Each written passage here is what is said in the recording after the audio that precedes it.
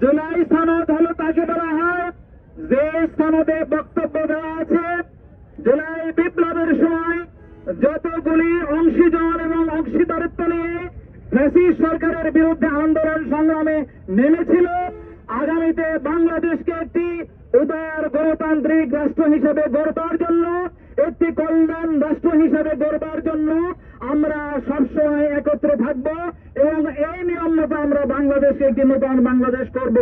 এর নাম হলো জুলাই সনদ। এর সাথে আপনারা একমত কিনা বলেন? জুলাই সনদে বেশ অনেকগুলি চার্টার রয়েছে। 1 নম্বর চার্টার হলো কি? সংবিধান সংশোধন করতে হবে অথবা সংশোধন পরিমার্জন করতে হবে সংবিধান।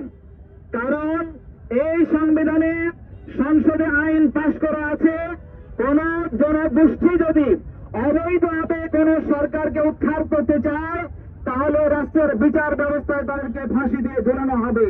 যদি ওই আইন যদি সংবিধানে থাকে তাহলে যে কোনো সময় জুলাই বিপ্লবের সময় যারা অংশগ্রহণ করেছিল, সেনাবাহিনী, দেশপ্রেমিক পুলিশ, ছাত্র জনতা সহ যারা এই অংশ নিয়েছিল, কোন এক সময় তাদেরকে ফাঁসির কাস্টে ঝুলানো হবে।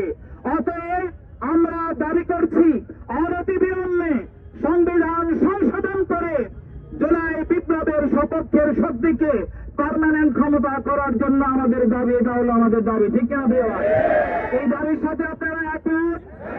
এই দাবি যদি বাস্তবায়ন না হয় তাহলে প্রথম ফাঁসিতে ঝুলবে ডক্টর ইউনূস সাহেব। ডক্টর ইউনূস সাহেব, আপনি কি নির্বাচিত সরকার? না, আপনি নির্বাচিত সরকার নয়।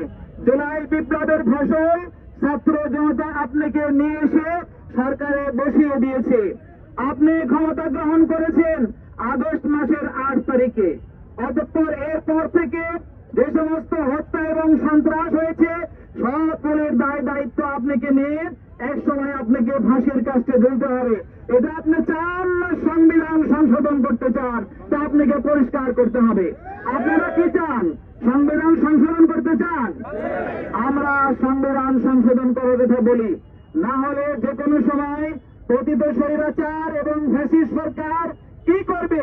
ওই যে আগস্ট মাসের 4, 5, 6 এবং 7 তারিখে কোন সরকার ছিল না, আমাদের দেশপ্রেমিক সেনাপ্রধান এবং সেনাবাহিনী তারা রেডিও ভাষণে, টেলিভিশন ভাষণে বলেছিল, ও আমাদের দেশবাসী, আপনারা শান্ত হন, আপনাদের দায়িত্ব আমরা গ্রহণ করলাম, আপনারা ভাঙচুর করবেন না, আপনারা ঘরে ফিরে যান, আপনাদের দায়িত্ব আমাদের পক্ষে রইল, আমরা আপনাদের দায়িত্ব নিলাম, প্রত্যেকটা খুনের বিচার করা হবে, প্রত্যেকটা অন্যায়ের বিচার করা হবে, আমরা ঘরে ফিরে এসেছিলাম।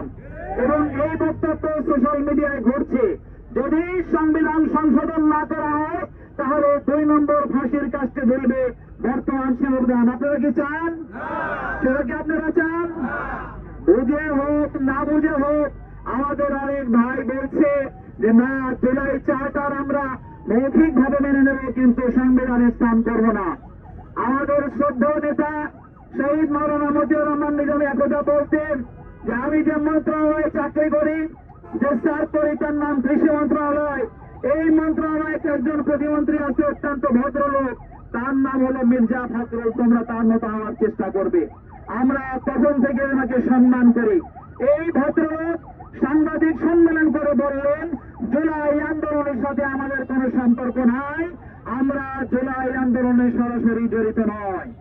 আমি মির্জা ফখরুল সাহেবকে প্রশ্ন করতে চাই, ঢাকা ইউনিভার্সিটির ডাকসুর ছাত্র সংসদ নির্বাচনে দাঁড়িয়েছিল ভিপি প্রার্থী আবিদুল ভাই, আমাদের স্নেহের সন্তান আবিদুল, আগস্ট মাসের 4 তারিখ এবং 5 তারিখে ঢাকা মেডিকেল কলেজে লাশের ভ্যানের সামনে উঠে দাঁড়িয়ে বলেছিল, ও আমার পিতারা, ও আমার মাতারা, ও আমার ভাইয়েরা, আমরা বোনেরা, তোমরা যারা সন্তান হারা হয়েছ, তোমরা তোমাদের চোখের পানিকে শক্তিতে রূপান্তরিত করো।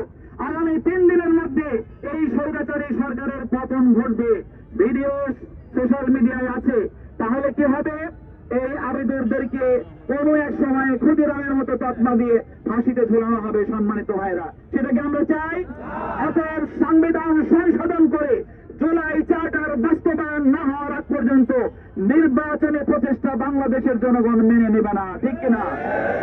সম্মানিত ভাইরা, পিয়ার পদ্ধতির নির্বাচনের কথা আপনারাই বলেছেন। রিয়াজ সাহেব বলেছে জানুয়ারি মাসের 2025 সালে রিয়াদ সাহেব বলেছেন যে আমরা পিয়ার পদ্ধতিতে নির্বাচন দেব, সংসদ হবে 500টি আসনের, উচ্চ কক্ষে 105টি আসনের, প্রেসিডেন্টের হাতে থাকবে 5টি, আর পিয়ার পদ্ধতি হবে 100টি, নিম্ন কক্ষে 400টি আসন হবে, 300টি হবে পুরুষের, 100 হবে মহিলাদের। এরকম করে তারা সার্কুলার দিল। কিন্তু যখন বিদেশ মেনে নিল না যে বাংলাদেশে 495টা উপজেলা আছে, 100 জন মহিলাকে যদি নির্বাচনে দাঁড় করিয়ে দেওয়া হয় তাহলে একজন মহিলা প্রার্থীর ভাগে পড়ে 5টা করে উপজেলা। এটা কি সম্ভব বলেন? পুরুষরাই যেখানে একটা উপজেলার জন্য পাগল হয়ে গেছে, সেখানে কোন মহিলাকে 5টা উপজেলায় নির্বাচনের দায়িত্ব দেওয়া কি বৈষম্য কাজ না? বৈষম্যের কাজ না বলেন দেখি? অবশ্যই এটা একটা বৈষম্য এবং সেটা আমরা মানি নাই। আমরা বলেছি 400 আসন নিম্ন কক্ষে ওপেন করে দেওয়া হবে। ভোটার সংখ্যা 12,61,00,000। রিয়াজ সাহেব বলেছিলেন যে আমরা 400 আসন করব, কিন্তু তারা না করে 400 আসন করবার জন্য সীমানা ভাগ করার কথা বলা হয়েছিল, রিয়ারেঞ্জ করার কথা বলা হয়েছিল। তা তারা না করে 39টি আসনের সীমানা তারা বাইফার্কেট করলো, জানিয়ে সারা বাংলাদেশে এখন হুলস্থুল চলছে। সম্মানিত ভাইরা, আমরা পিয়ার পদ্ধতির অধীনে নির্বাচন চাই। আপনারা বড় বড় কথা বলেন যে আমরা সব দলকে নিয়ে সংসদে বসবো, সব দলকে নিয়ে আমরা দেশ চালাবো। বর্তমানে রাজনৈতিক দলের সংখ্যা আছে কতটি? 50টি আছে, রেজিস্ট্রেশন হয়ে গেছে।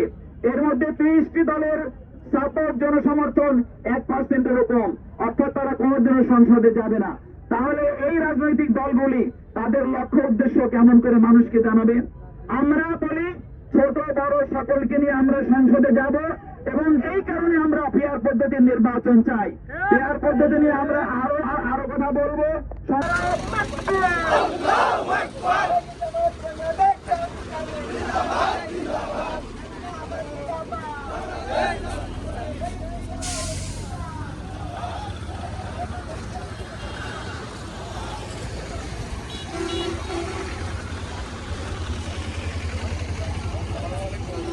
ওয়ালাইকুম আসসালাম।